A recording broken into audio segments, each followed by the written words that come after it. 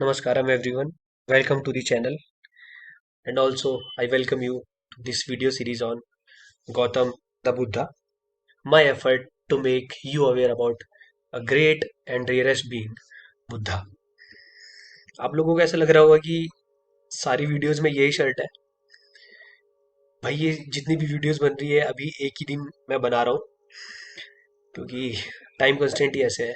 तो आ, पिछली जो वीडियोस अब तक बन चुकी हैं उन वीडियोस में मैं बात कर चुका हूँ कि why this video series on Buddha, Buddha होते क्या है, बुद्ध की क्वालिटीज के बारे में बात करेंगे। बात करी थी उसके बाद बात नहीं करी, बुद्ध की क्वालिटीज के बारे में बात नहीं करी। एक बुद्ध क्या होता है उसके बारे में बात कर चुकी है, कर ली है। और कितने तरीके के बुद्धा होते हैं, टीचिंग एंड नॉन टीचिंग। और साथ ही साथ मैं टीचिंग बुद्धा में एक बुद्धा होते हैं वीर्याधिका बुद्धा, उनके बारे में हम लोगों ने देख लिया था। तो इस वीडियो सीरीज में हम आगे चलेंगे और टीचिंग बुद्धा और नॉन टीचिंग बुद्धा के बारे में बातचीत करेंगे। मैं उन सभी लोगों को थैंक यू बोलूंगा जो ये वीडियो सीरीज देख रहे हैं और लोगों तक पहुंचा रहे हैं, और साथ ही साथ जिनकी वजह से ये वीडियो सीरीज पॉसिबल हो पाई है।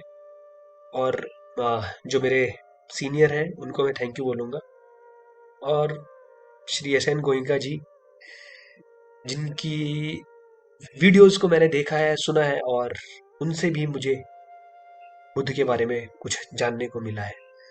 तो मेरे जो मेन सोर्स ऑफ इंफॉर्मेशन है, ये अगर आप मेन सोर्स ऑफ इंफॉर्मेशन कहोगे तो श्री एस एन गोयनका जी ही है, क्योंकि वही भारतवर्ष में गौतम बुद्ध के द्वारा दी गई जो विद्या है बर्मा से वापस भारतवर्ष में लेकर आए थे। बहुत सारे ऐसे लोग हुए हैं जो आपको विपश्यना सिखा देंगे, परंतु वो प्योर फॉर्म नहीं है। अगर आप लोगों को विपश्यना सीखनी भी है तो ये फ्री में सिखाई जाती है, 10 दिन का इनका शिविर लगता है। अगर आपको कभी भी विपश्यना सीखने की मन में इच्छा हो, या बुद्ध के द्वारा दिया गया जो मार्ग है उस पर चलने की अगर आपके मन में इच्छा हो, तो आप जरूर मुझसे कांटेक्ट करें। मैं आपको सही रास्ता बताऊंगा कि आपको किस किस तरीके से जाना चाहिए और कहाँ आपको सीखने को मिल सकता है। तो चलिए वीडियो को आगे बढ़ाते हैं।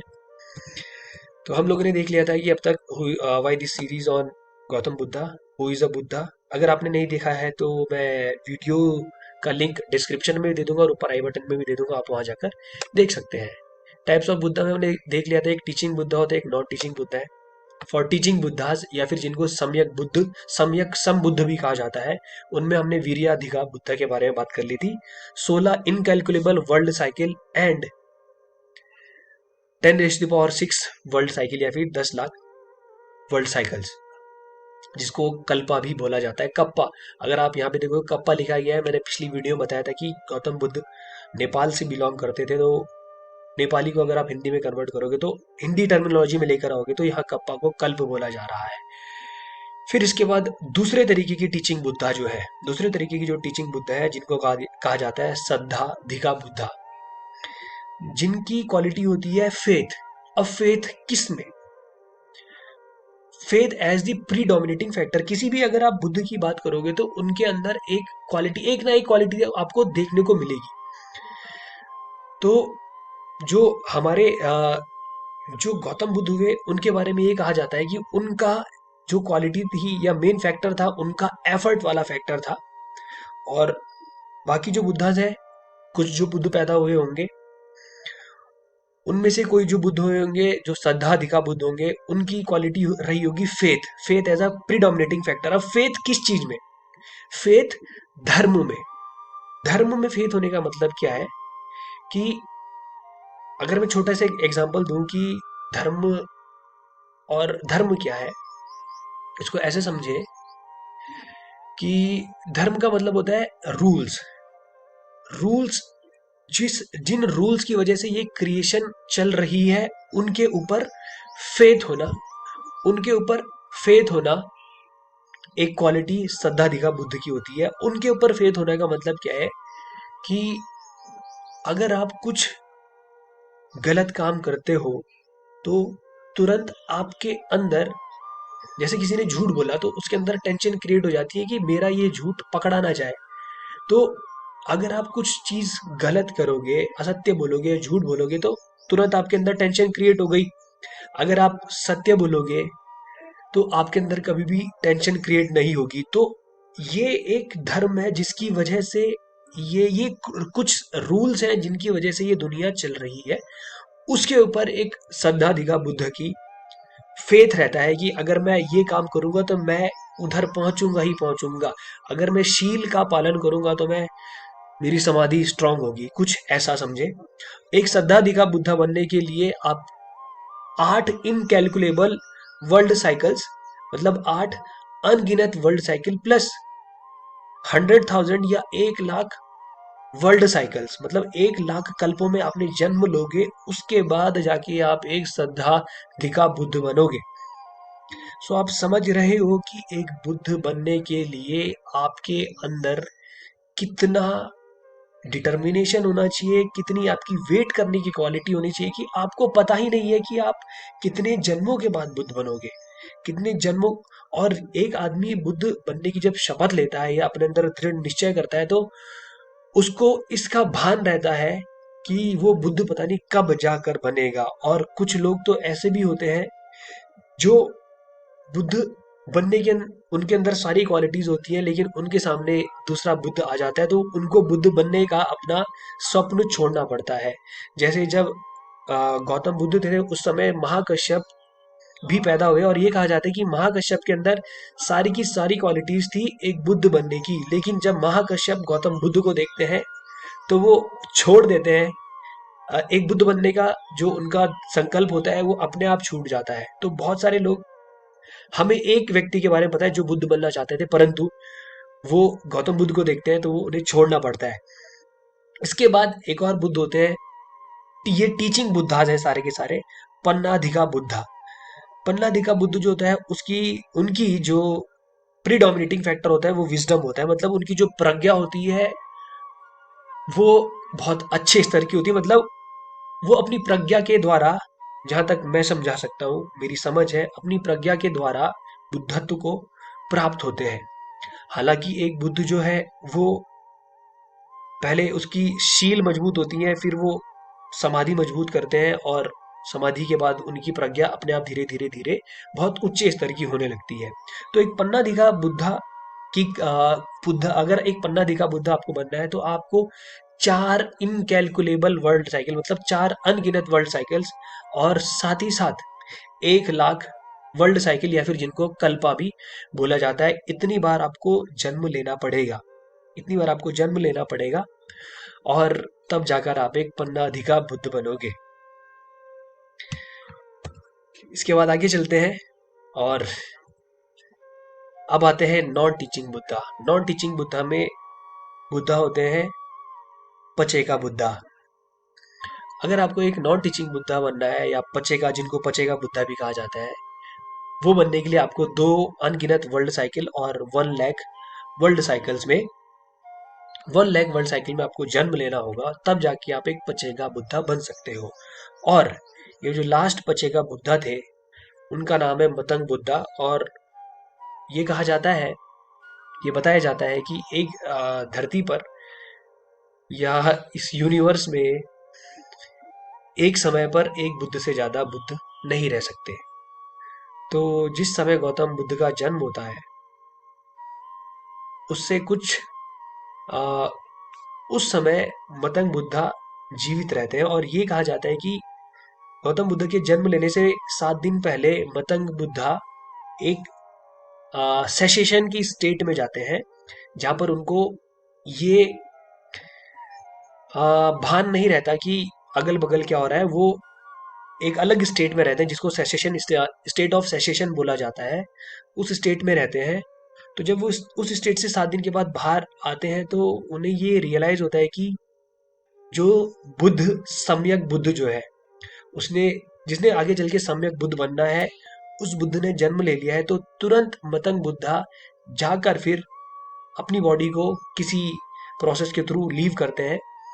और ऐसा इसलिए करना पड़ता है क्योंकि ये धरा एक से ज्यादा बुद्ध का वजन नहीं झेल सकती, और ये यूनिवर्स एक से ज्यादा बुद्ध नहीं, एक से ज्यादा बुद्ध का वजन नहीं झेल सकता, क्योंकि उनकी प्योरिटी इस लेवल की होती है, इस लेवल की होती है कि वैसा बीइंग की रेडियंस झेलने के लिए ये विश्व बना ही नहीं है, ऐसा कहा जाता है। ये बुद्ध ट्रेडिशन में जो भी चीजें हैं, जितनी नॉलेज मुझे मिली उसके अकॉर्डिंग मैं आपके सामने सारी चीजें रख रहा हूँ।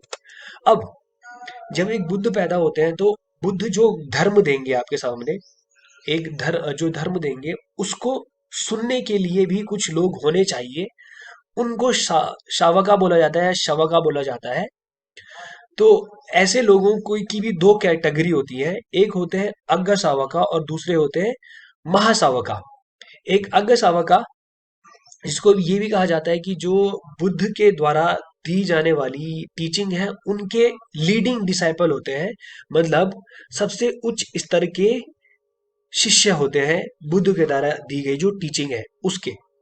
और अगर आपको एक अग्र शावका बनना है तो उसके लिए एक इनकैलकुलेबल वर्ल्ड साइकिल, साथ ही साथ 1 लाख कैलकुलेबल वर्ल्ड साइकिल, या फिर जिसको कल्प बोला जाता है। और अगर आपको महासावका बनना है तो या फिर एक एक होता है लीडिंग डिसाइपल, और लीडिंग डिसाइपल से थोड़ी नीचे इसके स्तर की जो उपाधि होती है जिसको ग्रेट डिसाइपल बोला जाता है, वो अगर आपको बनना है तो उसके लिए कम से कम 10⁵ या फिर 1 लाख वर्ल्ड साइकिल में आपको जन्म लेना ही पड़ेगा। 1 लाख कल्पों में आपको जन्म लेना पड़ेगा। अब इसके बाद एक कैटेगरी और होती है। इतनी सारी चीजें मैंने भी जब पहली बार सुनी थी तो आई वाज लाइक कि ये हो क्या रहा है, ऐसा भी क्या पॉसिबल हो सकता है। एक व्यक्ति इतने जन्मों जन्मों तक आ रहा है धरा पर वापस, और केवल किस लिए आ रहा है कि वो इस धरा पर आके धर्म की स्थापना, या फिर धर्म की स्थापना भी नहीं बोलेंगे, कि लोगों में जो अविद्या है उसको दूर करे। लोग जिस जाल में फंसे हुए हैं उस जाल से बाहर निकलने का जो तरीका है उसको वो दे, माया के बंधन में जो बंधे हुए हैं उसको बाहर निकलने का रास्ता दे। फिर इसके बाद शावका के बाद एक और कैटेगरी आती है जिसको हम बोलते हैं अरहंत। अरहत या फिर अरहंत, अरहत बोला जाता है पाली में, और अरहंत हिंदी में उसको कन्वर्ट कर लिया गया। तो अरहंत बनने के लिए ये कहा जाता है आपको 100 से 1000 वर्ल्ड साइकिल में पैदा होना पड़ता है, उसके बाद जाके आप अरहंत बन सकते हो। लेकिन ये भी कहा जाता है कि अगर आप एफर्ट डालोगे तो आप एक ही जन्म में भी अरहंत बन सकते हो। तो जब बुद्ध आए, अगर बुद्ध के द्वारा दिया गया मार्ग अवेलेबल है तो आप इसी जन्म में अगर उस मार्ग को फॉलो करोगे तो आप अरहंत बन सकते हो। तो जो बुद्ध ने पाया है वो आप भी पा सकते हो। तो फिर एक अरहंत और एक बुद्ध में डिफरेंस क्या है? एक अरहंत और एक बुद्ध में डिफरेंस क्या है? डिफरेंस ये है कि दोनों के अंदर क्वालिटीज सेम रहेंगी, लेकिन जैसे अरहंत को क्वालिटीज का एक मटका भरना है तो एक बुद्ध को एक सागर भरना है उन्हीं क्वालिटीज का। तो जो क्वालिटीज है एक बुद्धा की, वो क्वालिटीज, या क्वालिटीज भी नहीं बोलेंगे, क्वालिटीज नहीं बोलेंगे, पारमिता बोलेंगे। पारमिताज जो एक बुद्ध की होती है वो 10 पारमी होती है।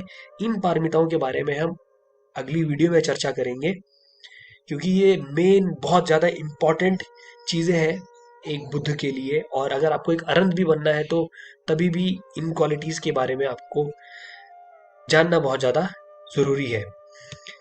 सो कंटिन्यू करेंगे इसी पार्ट को अगली वीडियो में। मिलते हैं अगली वीडियो में, तब तक के लिए नमस्कारम। जितने लोगों तक पहुंचा सके वीडियो उतने लोगों तक पहुंचाए। तो अरहंत और एक बुद्धा के बीच का जो डिफरेंस है, इनके बारे में डिस्कशन करने से पहले एक क्वेश्चन का मुझे जवाब देना था। वो ये था, किसी ने क्वेश्चन ये पूछा था कि अगर 2 तरीके के बुद्धा होते हैं, जैसे कि मैंने बताया था पचेका बुद्धा और एक होता है टीचिंग बुद्धा, तो ये पूछा गया था कि एक समय में एक से ज़्यादा बुद्धा क्यों नहीं रह सकते अगर 2 टाइप के बुद्धाज होते हैं तो इस सवाल का जवाब ये है कि पचेका बुद्धा वो बुद्धा होते हैं, या पचेका बुद्ध वो बुद्ध होते हैं जो टीच नहीं कर सकते। वो विपश्यना मार्ग लोगों को सिखा नहीं सकते। हालांकि उन्होंने 4 नोबल ट्रूथ अपने आप ढूंढे होते हैं, परंतु उनकी क्लैरिटी बुद्ध के बराबर, टीचिंग बुद्ध के बराबर नहीं होती, इसीलिए वो टीचिंग बुद्धा नहीं हो सकते। तो ये कहा जाता है कि जो पचेगा बुद्धा होते हैं या फिर नॉन टीचिंग बुद्धा होते हैं, वो एक समय में नॉन टीचिंग बुद्धा एक साथ कितने भी एग्जिस्ट कर सकते हैं। पर जब एक टीचिंग बुद्धा आते हैं और टीचिंग बुद्धा की टीचिंग्स अवेलेबल होती है, या फिर जिस समय तक एक बुद्धा के द्वारा दी गई जो टीचिंग है वो अवेलेबल होती है, मतलब 4 नोबल ट्रुथ को तक पहुंचने का जो मार्ग है वो सारा का सारा दिया हुआ है या उस मार्ग के बारे में जानकारी प्राप्त है, उस समय तक कहते हैं कि बुद्ध शासन चलता है। मतलब जो टीचिंग बुद्ध है उसने जो मार्ग दिया वो मार्ग अब तक लोगों के बीच में उपलब्ध है, तो कहा जाता है जब तक लोगों के बीच में वो मार्ग उपलब्ध होगा उस समय तक बुद्ध का शासन चलेगा। तो जब तक एक टीचिंग बुद्धा का शासन चलता है तब तक जो पचेगा बुद्ध है वो उस शासन में एग्जिस्ट नहीं कर सकते हैं। तो जैसे ही टीचिंग बुद्धा का शासन खत्म हो जाता है उस समय पचेगा बुद्ध पैदा हो सकते हैं और कोई भी पचेगा बुद्ध बन सकता है। परंतु जब तक बुद्ध का शासन रहेगा तब तक पचेगा बुद्ध नहीं रह सकते, पैदा ही नहीं होंगे, क्योंकि अब अगर कोई कुछ भी बुद्ध कोई बन नहीं सकता, या तो आप अरहंत बनोगे, पचेगा बुद्धा नहीं बन सकते जब तक बुद्ध की द्वारा दी गई टीचिंग्स अवेलेबल है। जैसा कि मैंने पहले भी बताया था कि जो लास्ट पचेगा बुद्धा थे वो मतंग बुद्ध थे, और मतंग बुद्ध 7 दिन सेसेशन की स्टेट में थे, और 7 दिन के बाद जैसे ही वो सेसेशन की स्टेट से बाहर आते हैं उन्हें पता चल जाता है कि जो सम्यक सम बुद्ध है उन्होंने जन्म ले लिया है, तो मेरे जाने का समय हो चुका है। तो जब एक टीचिंग बुद्धा या सम्यक सम बुद्ध आते हैं उसके बाद नॉन टीचिंग बुद्धा या पचेगा बुद्ध जो होते हैं वो अपनी बॉडी अपने आप ही छोड़ देते हैं या फिर उनका डेथ का समय आ जाता है। तो अब हम चलते हैं एक अरहंत, और अरहंत तो हम हिंदी लैंग्वेज में बोलते हैं, अरहत जो बोला जाता है वो पाली लैंग्वेज में बोला जाता है। और पाली जो गौतम बुद्ध थे वो नेपाल के ही थे और वहाँ बोली जाने वाली जो भाषा थी वो पाली ही थी, तो इसीलिए जितना भी ज्ञान उन्होंने दिया वो पाली भाषा में ही लोगों को दिया।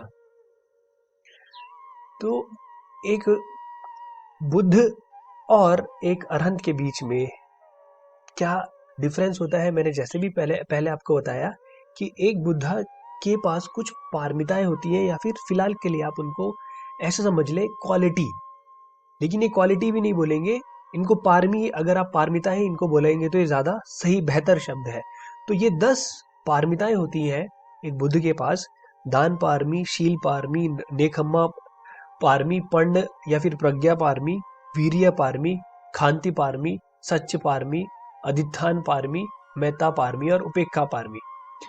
तो ये पारमियां एक, अगर आपको अरहंत बनना है तो इन, मैंने जैसे बताया कि अरहंत बनने के लिए आपको ये 10 की 10 पारमियों का, जैसे मान लो कि अरहंत बनने के लिए आपको एक मटका भरना है इन पारमियों से, उसी प्रकार एक बुद्ध को अगर बुद्ध बनना है तो आपको एक सागर भरना होगा हर एक पारमी का। मतलब जो एक बुद्ध की पारमिताएं होती हैं वो अरहंत से कई कई गुना ज्यादा होती हैं।